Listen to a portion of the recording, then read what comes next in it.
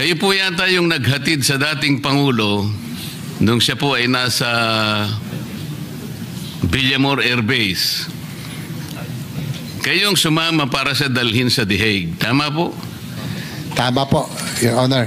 O yun lamang po siguro yung transport-related activity Yo! na pwede nating isang...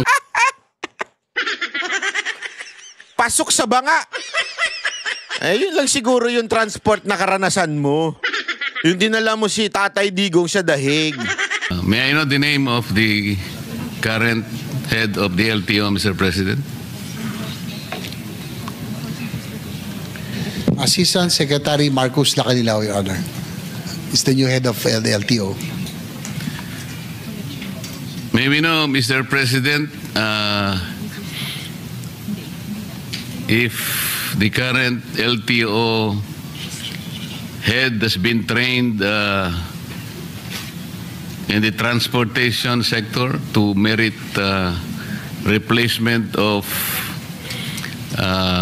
Attorney Bigor Mendoza, the last one that I knew to be the head of the LTO. Your Honor, Mr. President, he is beside me right now. He said that he has been active in the motoring sector and at one time part of an in one of the investigation in one of the issues in the LTO in sometime 2008-2009. May we know, Mr. President, how active or to what extent he is so active in the motoring sector? Your Honor, Mr. President, according to the LTO head, he was active in the motorsports before, in car racing and motorcycle racing, Your Honor, Mr. President. Mr. President, Ang ganda ng kanyang qualification, maging LTO chief, ano? Car racing enthusiast.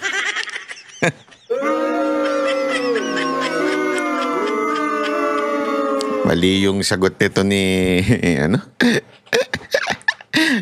Ni Ejercito. Yari ka ngayon kay ano. Dito mukhang naiipit eh. Again wala akong kinalaman yung mga senador dito. They just assigned to defend yung certain department. Okay? Kasi nandun sa committee nila yun eh. So, dahil alam naman natin, rider itong si Ejercito. Talagang siya yung magdi-defend ngayon sa LTO. Pero mukhang naiipit siya. pagka ikaw ba ay nasa car racing or anumang klaseng racing yan o horse racing halimbawa, does that qualify you automatically as head of the LTO? Nako, patay ka bata. Alam po ninyo, Mr. President, doon lamang po sa mga core functions ng LTO, to name a few, issuance of licenses and permits, motor vehicle registration, enforcement of LTO laws, adjudication of traffic cases, collection of revenues for the government. Nandiyan pa yung napakarami po. Why do you think he merited to be the head of the LTO by being a car racer, Mr. President?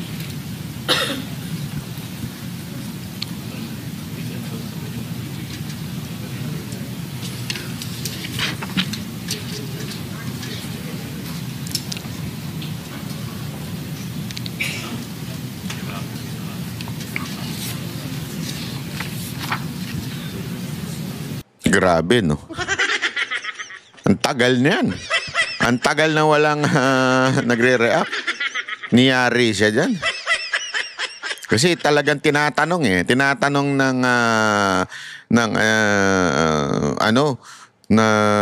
ano ba ang kwalifikasyon itong ASIC na to para maging LTO chief?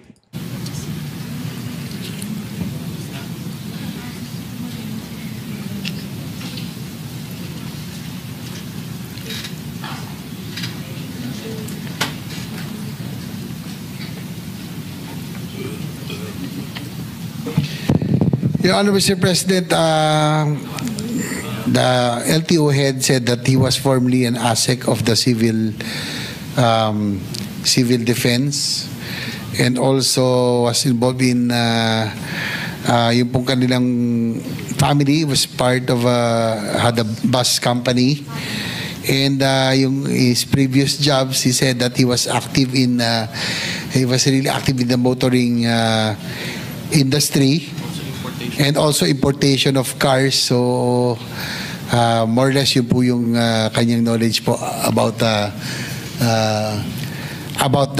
itong mga vehicles and all, Mr. President. I can sense the difficulty, Mr. President, in trying to show some credentials to relate himself to the transportation sector. O dahil ba yun... Sabi niya, ako nakakaramdam na ako Medyo hirap na hirap kayong sumagot ng diretso do sa aking mga katanungan. Na simpleng-simple lang naman Bakit ano ang kwalifikasyon niyan? Bakit ganyan yan? Ha? Bakit ganyan? Ha? Bakit ganon? Ba't di nyo ano bang kwalifikasyon niyan? As company, for example, o nasama ka sa mga car enthusiast, kung nakapanood ka ng pelikula about the vehicles. Kasi po, baka nakapanood ng pelikula ni yung kapatid ko na yung kapatid ko na nasa Amerika? Si Vin Diesel, yung pelikula niyang yun, ako, baka nakapanood yan.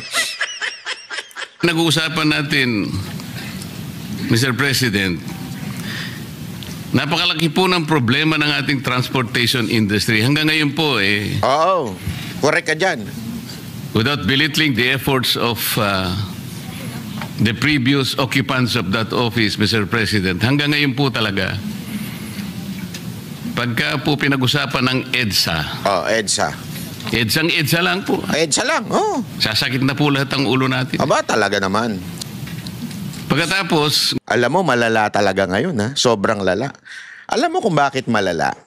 Ito, isa sa mga nakikita ko malala, aside from maraming kamote, isa dumadami rin ngayon ang kamote.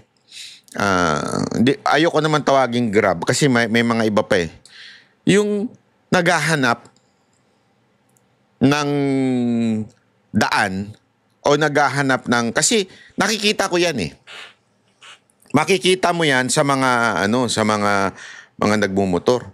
Yung biglang bumabagal sila kasi bigla lumiliko kasi meron silang tinitingnan na direksyon papunta doon sa susunduin nila o kaya hahatiran ng pagkain at delikado yun at ang dami nang nabangga doon. Kaya mga kababayan, bago tayo kumalikot ng cellphone, tabi muna. Ano ba naman yung itabi muna natin para hindi tayo makaabala? Diba? Itabi muna natin, tapos i-anuhin mo na, dutin mo muna kung anong gusto mong dutin dyan. Diba? Ganon. Ang problema ngayon, mas malala pag yung mga TNBS na ang gumawa. Kasi, bigger. Mas malaki yung kotse. So, yung kotse, pag tumigil ka, ay talagang grabe. Yung nasa likod mo, kasi 1 segundo ka palang tumigil, it will cause a lot of traffic na. Kasi remember, pag tumigil ka, titigil na sa likod mo, titigil na sa likod niya, titigil na sa likod niya. Bago pa umandar lahat yan, imagine mo yung total waste of time. At ang haba na nun, aabot na hanggang likod yun. Ano ibig ko sabihin? Yan yung mga bagay na pwedeng masolusyonan sana ng LTO kung maayos ang pag-i-issue ng lisensya at stricto sa paghuli sa ganyan. Kasi meron tayong anti-distracting law. Totoo, meron tayo niyan. Yung bawal ka nag-cellphone. As a matter of fact, sa ibang bansa, stricto yan Nangyari na sa akin yun na nag-drive ako sa Amsterdam to The Hague na nagtititingin-tingin kasi siyempre dayuhan ako doon tapos di pa ako sanay sa karsada nila doon, di ba? Titingin-tingin. Ang bagal ko. Tapos tumigil na ko. Sinita ako ng pulis. Oh! Ito honest And sabi ko, I apologize. Sabi ko doon sa pulis, Sir, I apologize. Hindi po ako adik. Hindi kasi baka iniisip nun mga yon, naka-ano ko, alam naman sa Amsterdam, di ba? Kasi ang bagal ko, tapos tumigil na ako eh. Una, ang bagal ko muna. Sabi ko, hindi ko talaga makita yung daan. Tigil ako. Di ba? Napansin ata nung pulis na tumigil ako. Binabaan ako. Inilawan ako. Shucks! Naano ako dun. Natakot ako dun. Ninervous ako dun, mga kababayan. Kasi, una, tatanungin, malalaman nila kung alam mo na, nagdamo-damo ka dyan. O kaya uminom ka. Confident naman ako. Confident ako kasi hindi naman ako, alam ko yun eh. Hindi man ako tanga, foreigner ako eh. Sabi, napaganon pa nga ako eh. Tinanong kasi ako, are you drunk, sir? Why do you slow down and suddenly stop? Sabi ko, no, I'm not drunk. I know I cannot drive while I'm drunk. Wow, shit. Sinabi ko yun. Because I'm a foreigner. And I should be extra careful. Sabi kong ganun. Pinakita ko naman lahat. Passport. Pinakita ko yung international driving license ko. Ganun. Pinakita ko lahat. Oh. And pati yung, this is a rent-a-car. Rent-a-car lang yun eh. So, pinakita ko. Tapos, hindi pa siya nasatisfy. Inabutan niya ako ng vape. Ay, vape. Hindi pala vape. Inabot siya sa akin yung para malaman kung nakainom ako. Inabutan niya ako. Tapos nung pagbomba ko, gumanon ako. Sabi niya, okay, you're not drunk. You had nothing. Sabi ko, of course! Of course, I will not drink and drive. What do you think of me, fool? Hindi, sinabi ko lang, of course. I don't drink and drive. Especially here. Totoo naman eh, sinabi ko yun. Anong ibig ko sabihin? Bakit ko kinikwento yun? Yun ang problema sa atin. At yan ay malaking problema ng LTO. Kasi, issue tayo ng lisensya sa mga sablay. Hindi at hindi, yung enforcement sa atin, walang kwenta. Ang dami niyan. Makakakita kayo niyan sa kalsada. Ang sikip-sikip na nga nung kalsada, titigil pa yung kotse. Bakit? Naghahanap ng isasakay. Alam mo yon, dati malala na yung jeep eh. Di ba yung jeep at saka yung mga bus na bumabalandra kasi nagsasakay. Mas lumala pa ngayon. Bakit? Yung mismong kotse, naghahanap sila ng pasahero, a-accept nila, titingnan nila saan yun, hindi tumatabi. Nasa gitna ng kalsada. Hinahanap kung saan yung pupuntahan nilang customer. Patay tayo dyan. It really costs so much traffic. Hindi masolusyonan niya ng LTO. Yan yung sinasabi ni Marcoleta ngayon. Na malaking problema. Na ano ang kapasidad nitong mamang to para mag-lead niyang ahensya na yan. Yun ang problema. Ayun po, meron na namang mag-ahead. Hindi ko nga po alam kung bakit tinanggal yung dati. Bakit po ba tinanggal yung dati, Mr. President?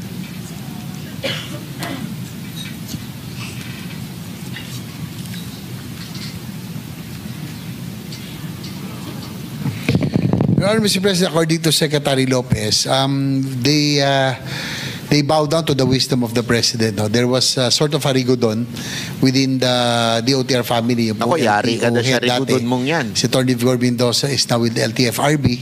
Si current LTO Director Lacanilao came from the Office of hindi, yung LT Cooperative Office of Transportation. Si Guadis napunta po sa Office of Transportation Cooperatives. Dati po si Director Lacanilao po yung nanggaling doon. So, ay di ba? Si Director Lacanilao sa naman po galing. Ay, sorry. Ambassador pala siya ng transnational crime pala. Ito si Marcos Lacanilao, Your Honor. The current head of LTO. So, it was the decision of the President, prerogative of the President na nagkaroon po ng rigodon doon po sa DOTR attached agency, Your Honor. Mr. President, siguro po hindi na-advise na mabuti ang Presidente kasi kung galing pala siya sa transnational crimes, ano naman pong connection sa transportation? Ang alam ko po, the present occupant of that office is Special Envoy for Transnational Crimes. Tama po yun? SETC. Tama po. O, di ba? Ayan lang. Put sa inyo. Other than that, wala. At ang mahirap pa po, Mr. President, hindi naman kotse ang ginamit mo, aeroplano ang ginamit mo. So, Yun, baka kailangan ng lisensya sa aeroplano. Kaya lang, Land Transportation Office ito. Land, hindi Sky Transportation Office. Kaya, hindi pa rin pwedeng ma-consider na may karanasan itong mamang to. Yari ka ngayon. Hindi ka rin dapat sana ron eh. Kung tricycle ang ginamit mo para dalhin mo si dating Pangulong Duterte sa The Hague, mula nung March hanggang ngayon, baka hindi ka pa nakarating. Sa layo nun. So wala din eh. Grabe, niyari. Niyari. Mr. President, ako po nangangamba lang sapagkat napakalaki ng problema ng transport sector natin. Licensing na licensing lang. Yung pag-i-issue lang ng plate ng mga sasakyan. Registration. Enforcement ng ating LTO laws. Paano niyo po i-undertake ang napakarami pong sagutin na ito? Eh wala naman po kayong training, ano po ba yung academic discipline ng ating bagong ASEC ng LTO, Mr. President? Yari. Ikaw kasi, Marcos eh. Your Honor, Mr. President, according to our LTO Director, as additional credentials, he's a road safety advocate and he is a civil engineer by profession, Your Honor. Road safety advocate. Ano yan? Ano po? Civil engineer po. Ang dami pong civil engineer eh, sa Pilipinas. Nang dahil po ba safety engineer kayo, ang gusto ko po sanang malaman, ano po ba yung mga naging katangian ninyo, ang training ninyo, ang mga credentials ninyo, dahil hindi po biro-biro ang opisinang pinasok ninyo? Nang dahil lamang po sa rigudon, gano'n lamang po. I don't think the President was advised very well. Marami naman po siyang pwedeng ilagay eh. Eh bakit po kayo nagaling sa Set C? Kaya ang nilagay. O sige, nirigudon sana kayo. Baka kayo na po siguro ang naging executive director ng PCTC. Kasi kung hindi ako nagkakamali, yun ang Philippine Center for Transnational Crimes. Parang magkalapit. Pero para dalhin po kayo sa LTO, masyadong malayo po yun eh. Is my observation valid, Mr. President? Your Honor, Mr. President, according to Secretary Lopez, we just defer to the wisdom of the appointing authority, Your Honor. So, hindi rin naman daw nila, they were also caught by surprise doon nung nagkaroon po ng rigudon. So, they just have to follow orders, Your Honor, Mr. President. I will not question the wisdom of the appointing authority, Mr. President. I never will. Only the President can appoint anybody, nobody else. Ang problema lang, yung baka qualification. hindi siya in-advise ang mabuti. Yun. Kasi itong sagot nagpalusot nila eh. And then, wala kaming alam dyan. Basta presidente nag-a-appoint. Ganun lang kasimple yung palusot nila eh. Hindi ang question, anong qualification mo? Anong qualification mo para maging LTO chief? Yun ang tanong ni Marcoleta. Kasi kung halimbawa, dadaan niya sa Commission on Appointments, siguradong hindi siya papasa, Mr. President. Sure yan, sure. Because meritocracy, I think, is fundamental. That is the only way wherein the checks and balances of the legislature will come in. Yun. Without questioning the appointing authority, but we can assess the competence, the merit and fitness of the appointee. Now we're talking about the budget, Mr. President. We're going to entrust to the head of the LTO the budget that they required to execute the programs for 2026. The concern is Eh kung wala naman po kayong training sa gagawin ninyo,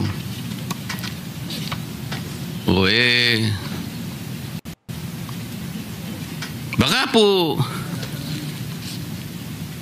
may papangako po ba ninyo ng budget na ibibigay sa inyo ay talagang magagastos doon sa kanyang dapat nakapuntahan, considering na hindi naman po kayo talaga nakaakma doon sa posisyon na dapat sana ay naibigay doon sa talagang karapat dapat, Mr. President? Well, Your Honor, Mr. President, according to Secretary Lopez, since the LTO will be directly under the OSEC, they will really monitor and make sure that they will function and the reforms that need to be instituted will be done.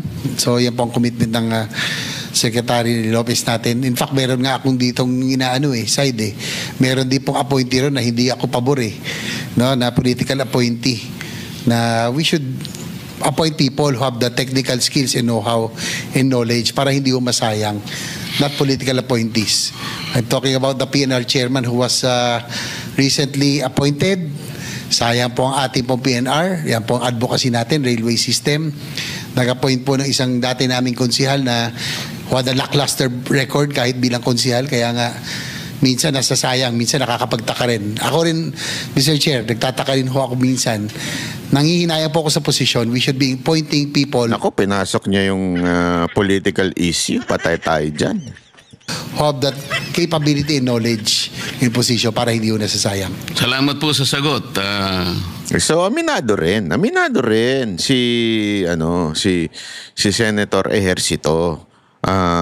Senator itong ating advocate pagdating sa pagmumotor, ha? Bakit? Aminado siya na talagang merong appointee na inilalagay dyan dahil lang sa political favor, at yun niya yung punto ni ni Marcoleta. Etong si LTO chief, kaya naman na-appoint yan kahit walang karanasan, walang background, wala lahat, dahil siya yung bastos na pumayag na magdala dito kay Pangulong Duterte doon sa aeroplano diyan sa siya yung siya yung sumama. Alam ko siya pa ngayon nagbasa nung whatsoever na yan Siya ho yun. Siya, kasi alam mo, pili lang ho talaga yung mga pumayag ng mga bastos kay Pangulong Duterte noon Si Torre, siya, at dahil doon, alam natin, nagka-reward si Torre, the PNP chief. Pero tinanggal din. Eto kaya, tatanggalin din. Hindi natin alam. Malay mo, kasi alam mo naman siyang pagka ang presidente, ngagbo di ba? Medyo pa bago-bago isip niyan. Baka malay mo, makapalitan din yan kinabukasan. Ako naniniwala talaga ako na yung meritocracy, yung merit po talaga, importante rin yun.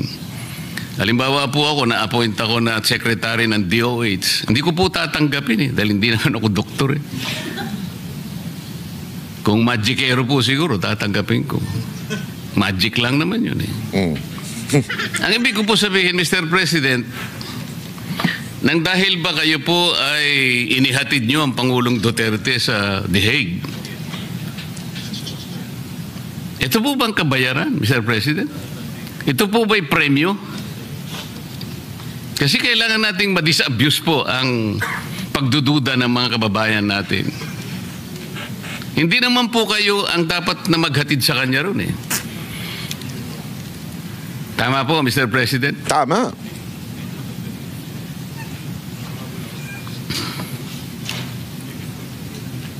Your Honor,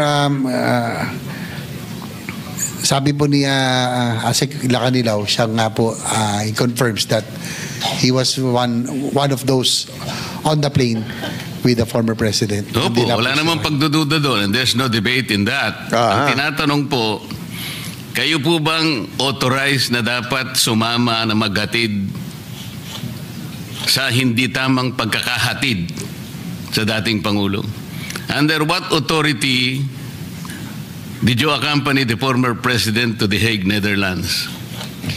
According to kanina lang, being with the OSCE, they are on top of the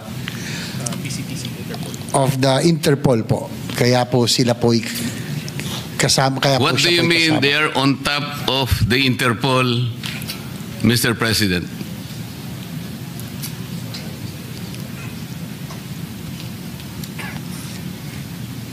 Does he mean, Mr. President, he is the local counterpart of the Interpol in the Philippines?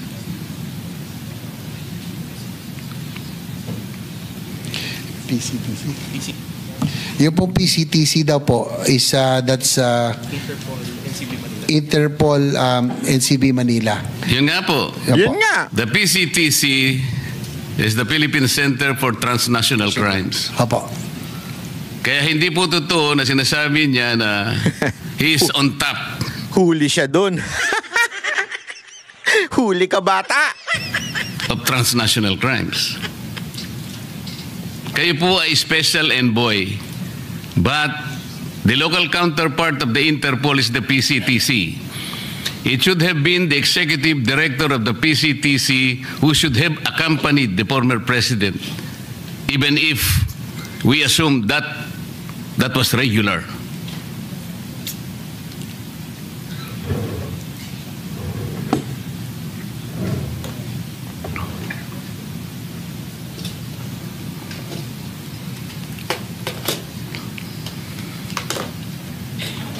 Wala na, nga ka na. Wala na, hindi na makasagot. Sinungaling kasi. Sabihin na lang, hindi kasi ginawa ko yun, inutos ni Presidente, tapos nirewardan ako. Ganun lang. Alam mo, maging honest ka na lang, hindi mo naman kasalanan eh. Wala ka naman kasalanan. Presidente naman yung nag-utos. Wala ka naman choice. Pangalawa, kung i-appoint ka, i-reward ka, hindi mo rin kasalanan yun. Wala ka rin choice. So okay na yan. Maging honest ka na lang. According to Asik Lacanilaw, that meron po daw siyang dokumento that he was well documented for him to be able to accompany the former president to The Hague, being the head of OSCE. PCTC is the operational arm. Tapos yung So anyway, hindi na natin tatapusin yung puro kasinungalingan na yan kasi obvious lang naman eh. Obvious that this person tumanggap lang ng award.